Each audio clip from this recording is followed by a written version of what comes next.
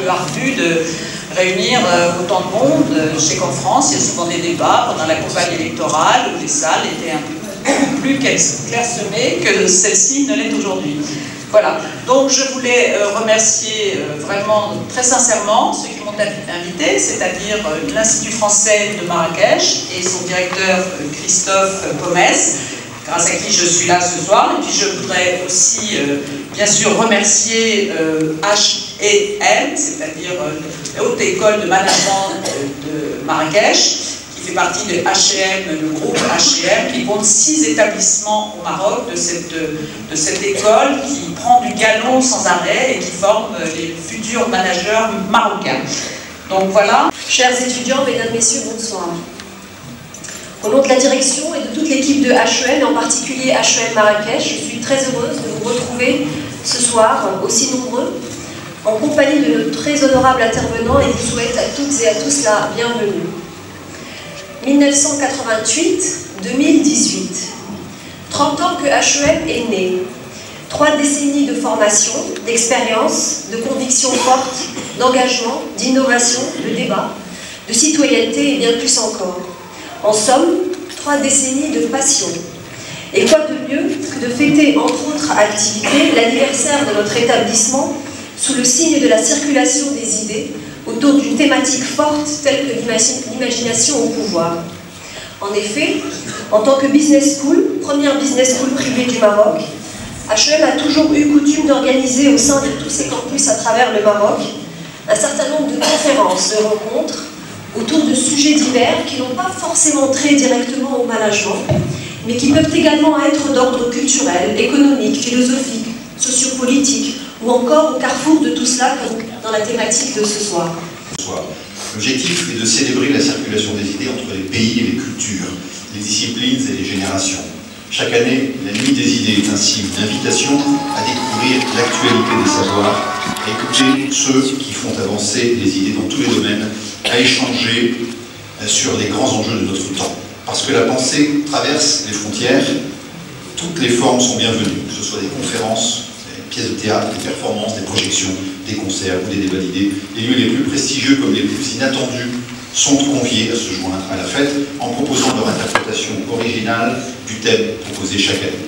Au fil des fuseaux horaires, comme l'a dit Yasmine, les échos de la nuit des idées vont se répercuter sur les réseaux sociaux, faisant de cette nuit un événement global très spécial. Vous aurez ce soir à votre disposition des hashtags que je vous invite à utiliser. En 2016, pour la première édition, les échanges ont porté sur les frontières, la citoyenneté, la diversité, la santé, les ressources, la spiritualité.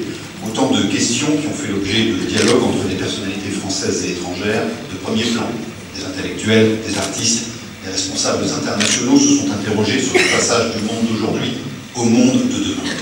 En 2017, le thème « Un monde commun » a fait l'objet de déclinaisons multiples, qu'elles soient écologiques, politiques, géographiques, religieuses, économiques, savantes. La Nuit des idées revient pour une 3e édition, aujourd'hui 25 janvier. Espérons que le temps et l'attrait aidant, cette grande fête de l'esprit et de l'échange intellectuel rencontre le même succès et la même pérennisation que la fête de la musique, autre grand événement international créé à l'origine par la France en 81 par Jacques Lang, comme vous le savez, qui est devenu un phénomène de société mondiale de par son appropriation dans plus de 120 pays participants, par exemple en 2016.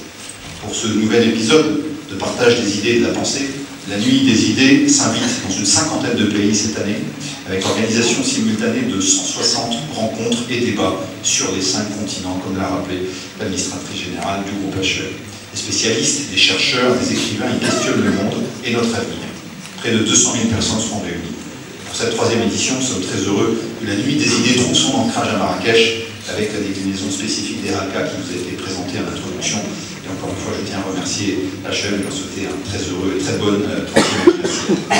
Alors c'est une très belle nouvelle, parce qu'on invente énormément de choses. On ne peut pas dire que l'imagination ne domine pas en ce moment. Nous sommes dans une période de rupture. Donc ce n'est pas du tout le même contexte, ce point de vue-là.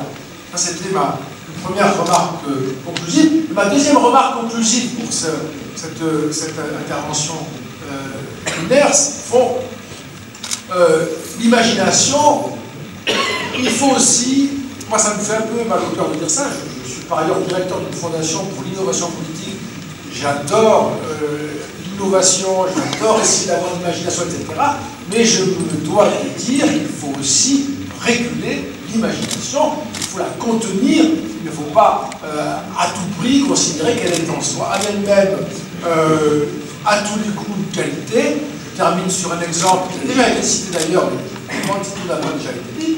Je termine par un exemple qui a été cité il y a quelques minutes, ce que l'on appelle le transhumanisme, qui est un projet et une possibilité technoscientifique pleine de très belles promesses, est aussi empli de menaces absolument redoutables, et c'est le fruit d'une imagination débridée. Depuis un certain temps, une vingtaine d'années, mais ça s'est beaucoup accéléré, ça continue de s'accélérer. Il y a la rupture technologique, qui est une rupture très importante.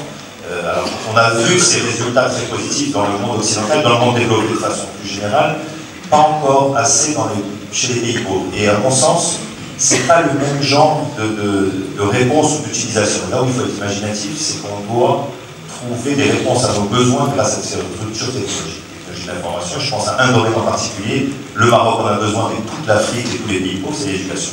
On a aujourd'hui comment mettre en marche, c'était votre mouvement, hein, la révolution technologique de l'information vers l'éducation dans les pays pauvres et dans les pays il y a des possibilités extraordinaires qui sont actuellement testées dans certains pays comme l'Inde. Certaines régions de la taille du Maroc sont en train de tester ce que peut apporter les technologies de l'information pour rattraper à une vitesse exponentielle les retards des populations pauvres par rapport aux pays développés.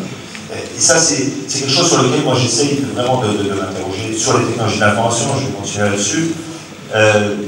C'est le besoin pour un pays comme le Maroc et plus largement l'Afrique, les pays en voie de développement, de se dire qu'il ne faut pas nécessairement et peut-être même pas copier l'Occident, les pays développés aujourd'hui dans leur développement économique sur ces 2 derniers siècles, pour plein de raisons.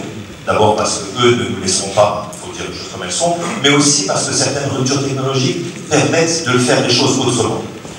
Les technologies d'information le permettent. L'énergie, typiquement, aujourd'hui, il serait insensé de réfléchir à un développement du continent ou même d'un pays avec les modèles de centrales électriques telles qu'elles ont été pensées pendant le 19e, le 20e siècle. Il y a des possibilités.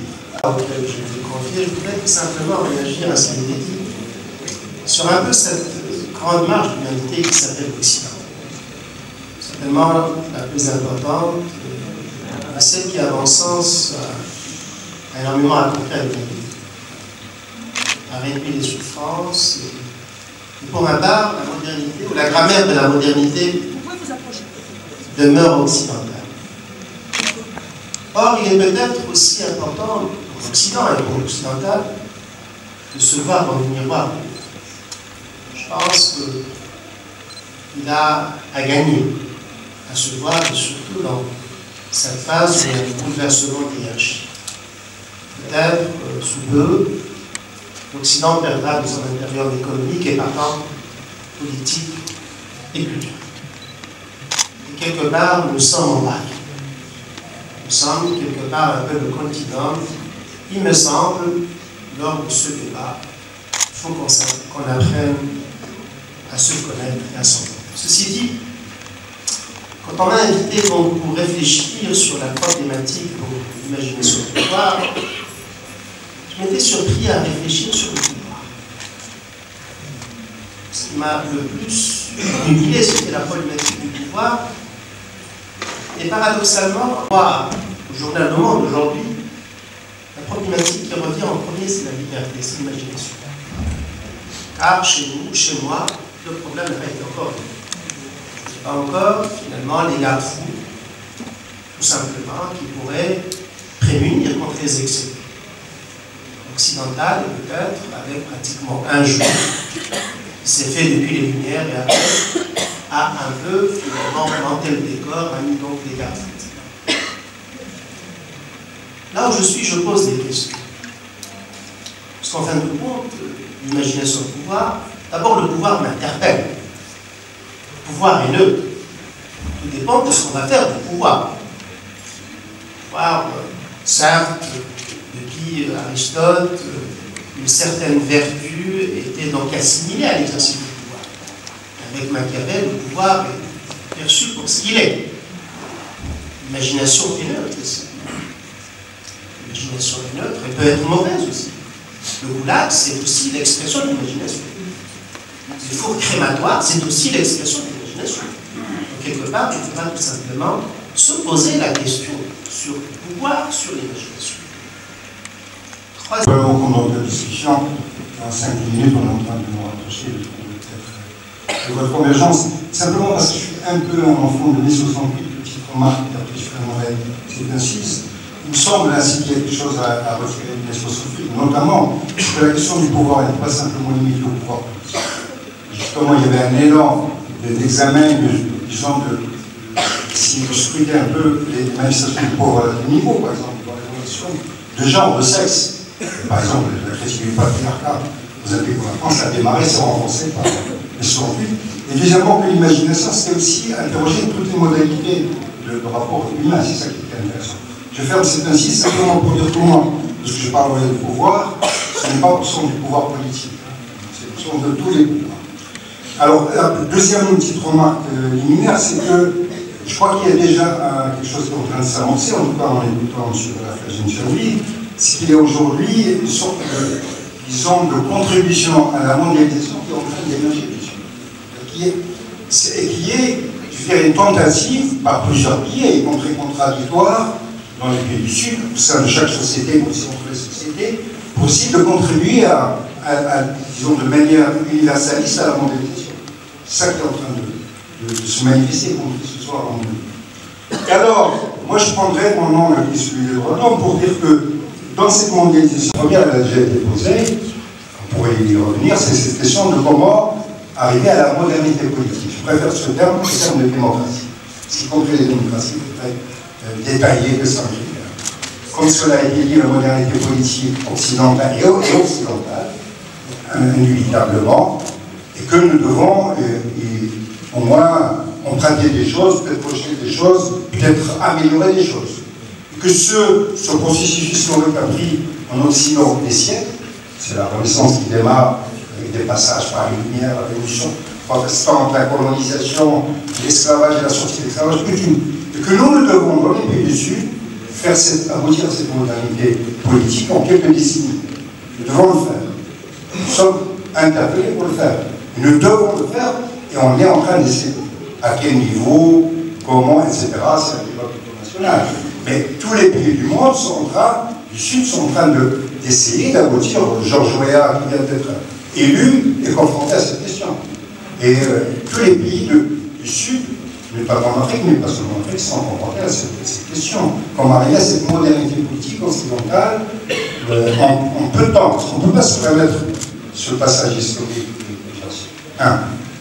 Deux, nous sommes confrontés déjà au moment où nous devons bâtir cette modernité politique, c'est aussi nous devons imaginer des choses nouvelles, peut-être, à la question de la demande de participation de nos compatriotes, demandent à participer, demandent à dire leurs mots. Ils le disent de manière libre et aussi en même temps conformiste sur les réseaux. Nous avons 18 millions de Marocains connectés. 18 millions sur 33 millions.